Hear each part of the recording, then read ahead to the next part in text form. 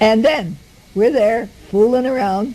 Suddenly, here the water started to bubble up around the cobblestones. It was coming in from the sea, filling the square, and eventually it went into the stores in the church. Now they have wooden walkways. These walkways look like a bunch of banquet tables with short legs stuck together.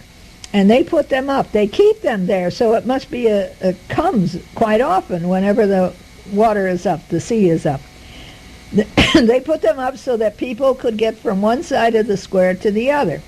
And the lady policeman is in her rubber boots up to her knees directing the people traffic. And pretty soon, there was only a thin line of dry pavement in the middle. Pigeons were scrambling for dry space, but of course, like 500 had to leave and go to the top of the church. But you know, they put sensors all over the tops of the building trying to keep these pigeons away. And the one guide says, they're just terrible, they bring diseases. We Italians are used to it, but you're foreigners and you can get all kinds of diseases from all these pigeons, but we can't do anything about it. And the pigeons that were left behind on the ground, they all got wet feet, and the vendors packed up and left, and the store people were sweeping like crazy. And there is a giant bell tower in St. Mark's Square, but it has an elevator, so we went up, and we saw on all four sides islands. While I was standing in line, I talked to a lady from Ireland, and she told us how sorry she was and how sorry Ireland was for the people of America. She said that America always helped Ireland and always gave to Ireland, and that they felt love for America. And that was so nice to hear. It was just wonderful. We had lunch at a trattoria. It's like an indoor-outdoor bar and grill, and we took a Vaporetta, the public water bus, and we had wonderful views of the houses on the very water's edge. I would love to go to a house. Just go in and see what is under the main floor. Do they have pilings there? Surely they don't have a basement.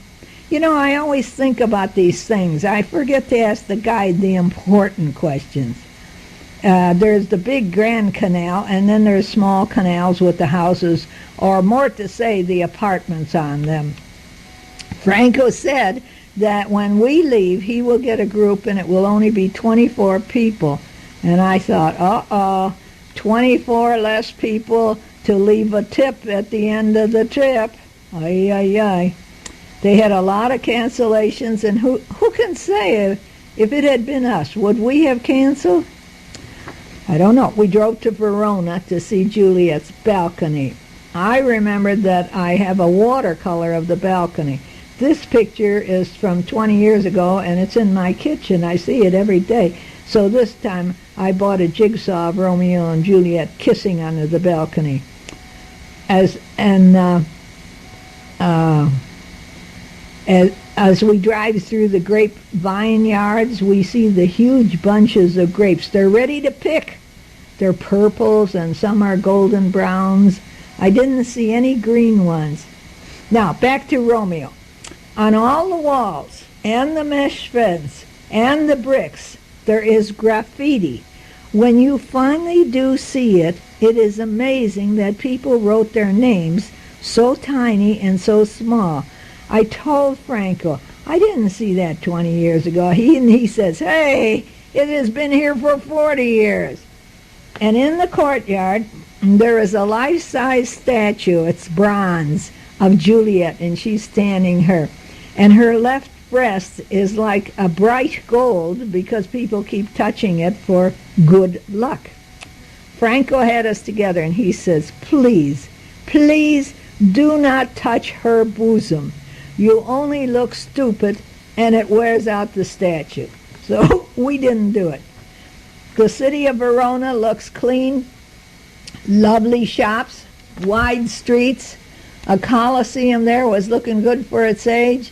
A large plaza with a beautiful fountain, and the wrens and the sparrows were taking morning baths. They were so cute.